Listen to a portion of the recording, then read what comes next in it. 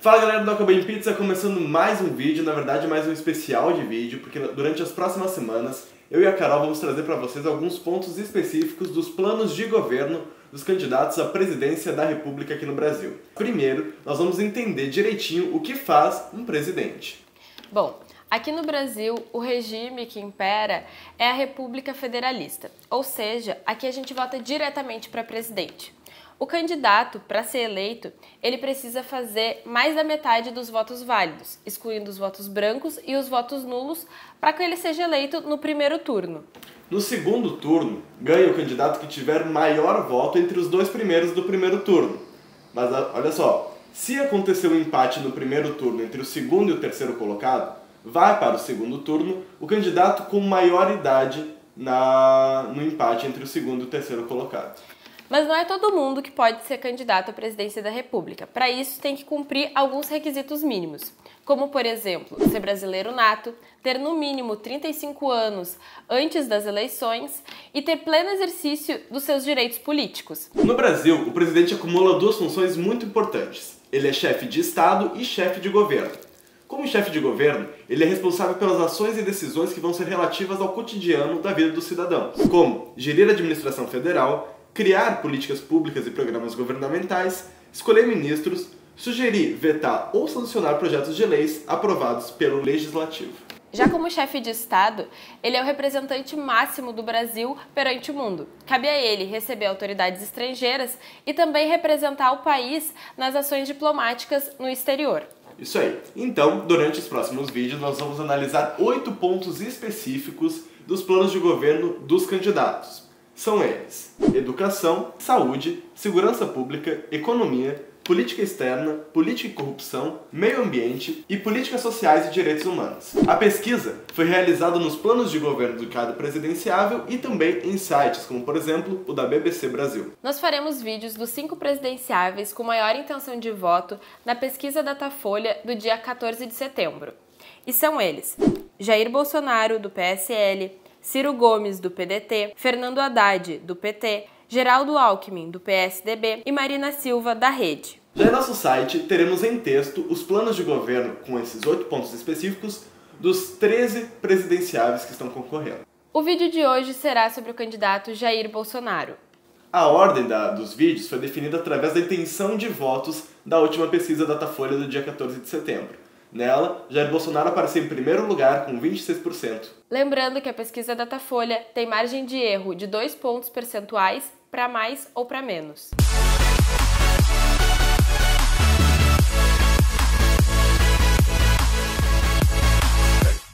Jair Messias Bolsonaro é o candidato do PSL à presidência da República nas eleições de 2018. Nasceu em Campinas, no interior de São Paulo, em 21 de março de 1955. Tem, portanto, 63 anos. Seu patrimônio declarado à Justiça Eleitoral é de 2,2 milhões de reais. Formado pela Academia Militar das Agulhas Negras, Bolsonaro serviu ao Exército em Nioaque, no Mato Grosso do Sul. Em 1988, Bolsonaro foi para a reserva do Exército com a patente de capitão. Logo depois, ingressou na política. Começou como vereador do Rio pelo Partido Democrata Cristão. Ficou no cargo por 2 anos. Em 1990, Bolsonaro se afastou do cargo para se candidatar a deputado federal. Usando sua condição de militar da reserva e com um discurso conservador, foi eleito. E a partir dali, permaneceu na Câmara por mais outras 6 legislaturas, de 1995 a 2018. Na eleição mais recente, em 2014, foi o candidato mais votado do Rio de Janeiro, com mais de 464 mil votos. Em 27 anos como deputado federal, Bolsonaro foi autor de 162 projetos de lei segundo o portal da Câmara. 2 foram aprovados. O presidenciável é conhecido por suas declarações polêmicas, como quando afirmou que não estupraria a deputada Maria do Rosário porque ela não merecia. Bolsonaro já foi filiado a 7 partidos. São eles: PDC, PPR, PPB, PTB, PFL, PP e PSC, antes de se filiar no PSL, por qual concorre à presidência. Quem é seu vice? O general Antônio Hamilton Mourão, do PRTB, é vice na chapa presidencial de Bolsonaro. O militar que passou à reserva do Exército em fevereiro de 2018 foi escolhido após desistência de 4 outros nomes, entre os quais a advogada Janaína Pascoal, uma das autoras do pedido de impeachment de Dilma. A indicação de Mourão reforça o perfil conservador da chapa e oferece pouca possibilidade de Bolsonaro ampliar seus discursos para além de um nicho já conquistado. Na educação, o candidato defende que o conteúdo e o método de ensino devem ser mudados. Mais matemática, ciências e português, sem doutrinação e sexualização precoce. Em relação à doutrinação, o candidato refere-se principalmente à disciplina de História, que ele acredita que é ensinada sob um viés ideológico, como, por exemplo, ele refere-se ao golpe de 64 como Revolução de 64, a qual foi necessária para instalar ordem no país. O candidato também quer pôr prioridade na educação básica e técnica. Ele também defende a redução das cotas raciais, apesar de ser a favor das cotas sociais. Ele também quer pôr no país pelo menos um colégio militar em todas as capitais em até 2 anos de governo. E ele também é a favor da educação à distância. Na saúde, o candidato pretende instaurar o Prontuário Eletrônico Nacional Interligado, onde ambulatórios, hospitais e postos serão informatizados com os dados de atendimento. E, além disso, também serão feito um sistema para que fosse registrado o grau de satisfação do paciente e dos responsáveis. O candidato propõe ainda o credenciamento universal dos médicos, em que médicos tanto do SUS quanto do setor privado vão se cadastrar para que o usuário tenha o maior poder de escolha na hora do atendimento. O que a gente entende a partir dessa proposta, que não está muito clara no plano de governo, que o usuário vai poder escolher se ele vai querer ser atendido pelo médico do SUS, dentro dos postos de saúde do SUS, ou então pelo setor privado. E quando ele for atendido dentro do setor privado, o dinheiro do SUS vai sofrer um repasse, então, para cobrir as despesas médicas para esse médico do setor privado. Porque atualmente, para o médico trabalhar no SUS, ele precisa passar por um concurso e tal. E agora, assim, não seria mais necessário. Haveria esse credenciamento. E, por exemplo, o médico ia continuar trabalhando no setor privado, mas caso tivesse nesse credenciamento, ele poderia atender pessoas do SUS e aí o dinheiro seria repassado. Além disso, no programa Mais Médicos, quando médicos do exterior vêm aqui trabalhar no Brasil, ele quer fazer com que esses médicos sejam aprovados pelo Revalida. O Revalida, na verdade, é a validação do certificado do exterior. Atualmente, o médico não precisa ter essa validação aqui do Brasil. Além disso, ele também quer criar o programa Médicos de Estado, onde justamente se cria uma carreira de médico de Estado nas regiões mais carentes e precárias de saúde. Além disso, ele também quer fazer com que os agentes comunitários de saúde virem técnicos de saúde preventiva em relação a algumas doenças, como, por exemplo, a diabetes e a hipertensão. Ele pretende incluir os profissionais de educação física no programa Saúde da Família, para ajudar a combater o sedentarismo e a obesidade. Em relação à mortalidade infantil, o candidato pensa que é importante melhorar o saneamento básico e adotar medidas preventivas para que se nasça menos prematuros.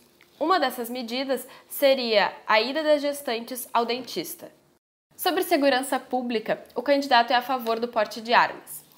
Sobre isso, ele fala que a arma é um objeto inerte e que vai fazer a diferença se a pessoa é de bem ou de mal. Aí aqui ficam alguns questionamentos. A sociedade brasileira está vivendo um caos de violência. O que aconteceria se todas as pessoas do Brasil tivessem na sua posse uma arma? E outra, hoje em dia é importante a gente te lembrar que qualquer pessoa ela pode fazer o requerimento do porte de armas. Ela só precisa de uma justificativa para isso e passar pelo treinamento e também por uma avaliação psicológica para ver se essa pessoa pode dispor do porte de armas sem apresentar um perigo para a sociedade. Ele também quer redirecionar a política de direitos humanos para as pessoas que sofrem violência. Isso porque ele critica bastante o fato de os direitos humanos darem mais atenção às vezes para os bandidos do que para as pessoas que sofrem violência. Mas vale lembrar que direitos humanos é justamente dar a garantia de direitos para qualquer humano, não importa os seus atos e suas ações. Ele também quer reduzir a maioridade penal para 16 anos, atualmente é 18. Outra coisa que ele pretende é acabar com a progressão de pena e também com as saídas temporárias dos presos. Ele também é a favor da castração química voluntária para estupradores, caso eles queiram reduzir a pena, o que não faz muito sentido em relação a essa política de ser contra a progressão de pena que a gente disse antes. Em relação à castração química, é bom entender que ela não é feita através de uma cirurgia, ela é feita através do uso contínuo de medicamentos caríssimos que seriam pagos então pelo SUS.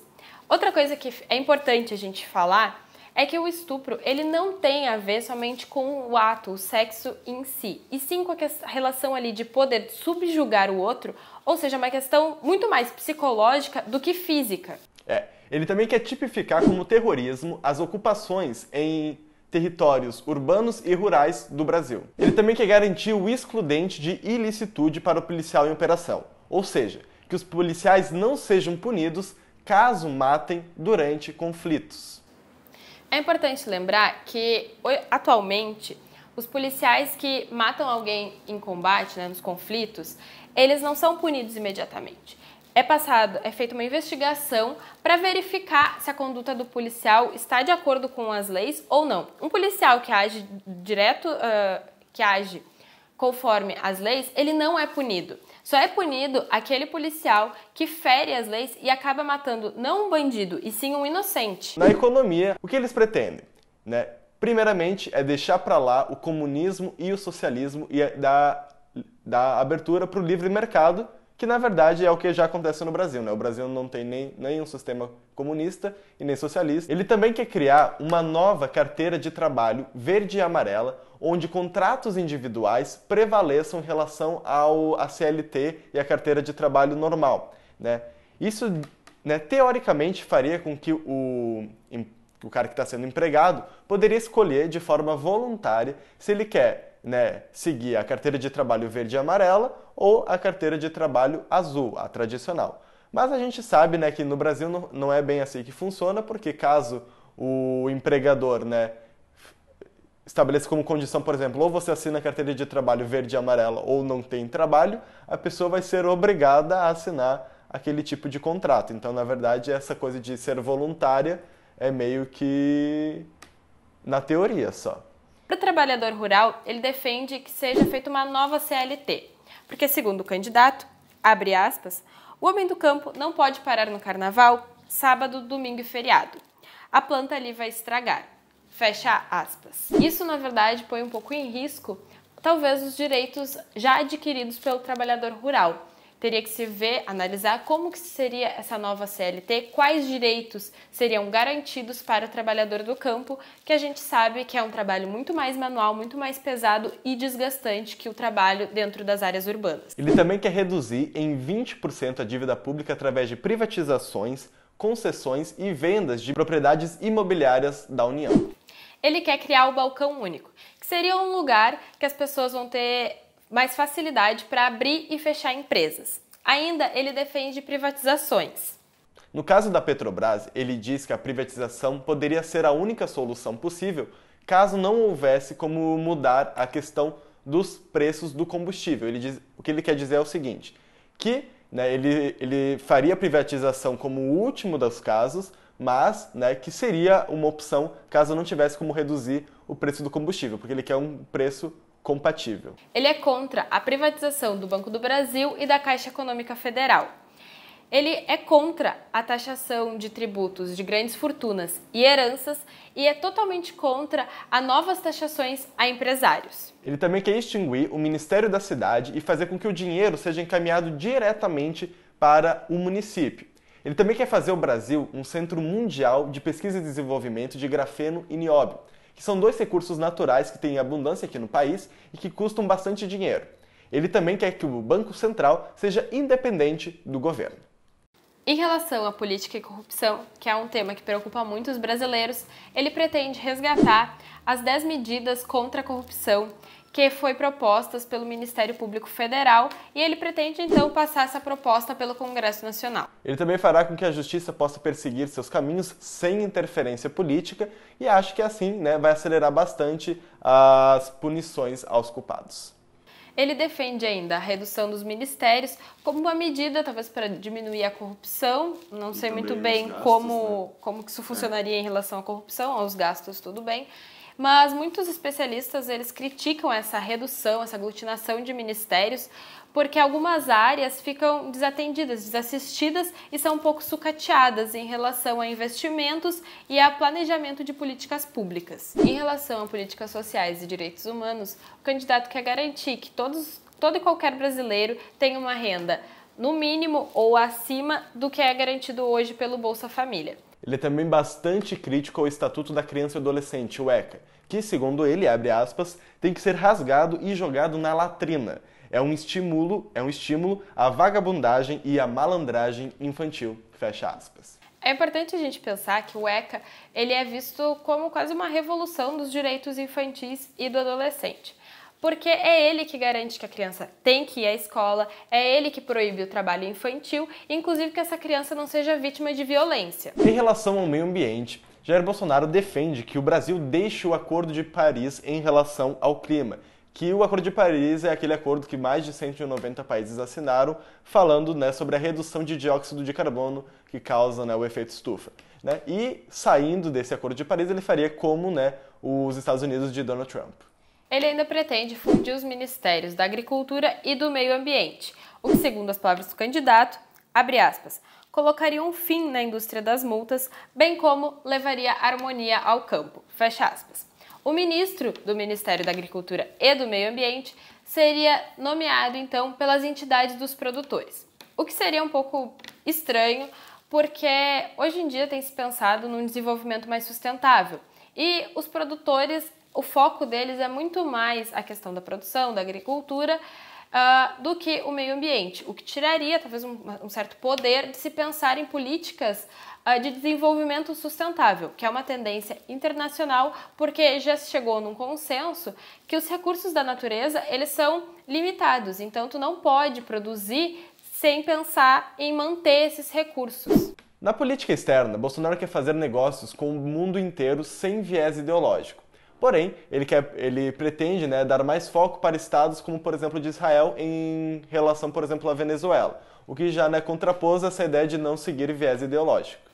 Ele não vai tirar o Brasil da ONU conforme ele declarou anteriormente, conforme o seguinte, abre aspas, é uma reunião de comunistas, de gente que não tem qualquer compromisso com a América do Sul, fecha aspas.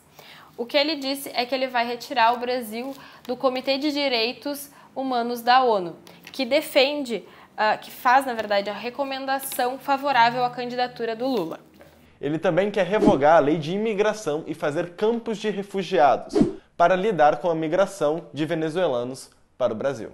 Essa ideia dos campos de refugiados não é exatamente nova, é o que está sendo feito tanto no Oriente Médio quanto, por exemplo, foi feito nos Estados Unidos, do Donald Trump. Ele também pretende mudar a embaixada brasileira em Israel de Tel Aviv para Jerusalém, assim como fez Donald Trump.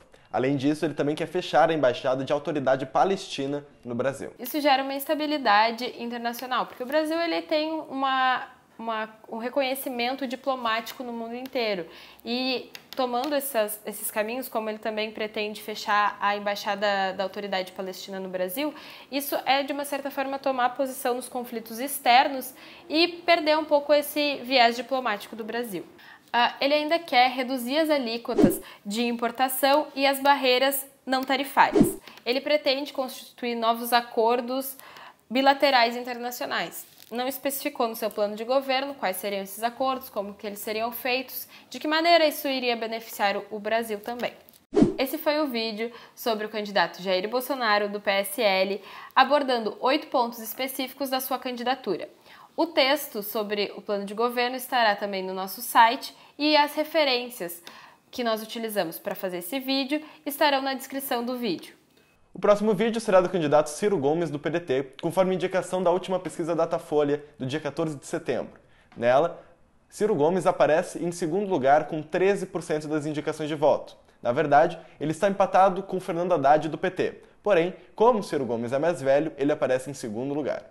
Não esqueçam de nos acompanhar nas redes sociais, no nosso Instagram, Twitter e acompanhar o nosso site, onde tem críticas toda semana e colunas da nossa equipe. Comenta o que você achou do plano de governo do candidato Jair Bolsonaro, também compartilhe por aí para mais pessoas saibam e também conheçam um pouquinho mais do nosso projeto que vai falar sobre as candidaturas. E se quiser, pode comentar aí embaixo em quem tu vai votar para presidente da República. Tchau!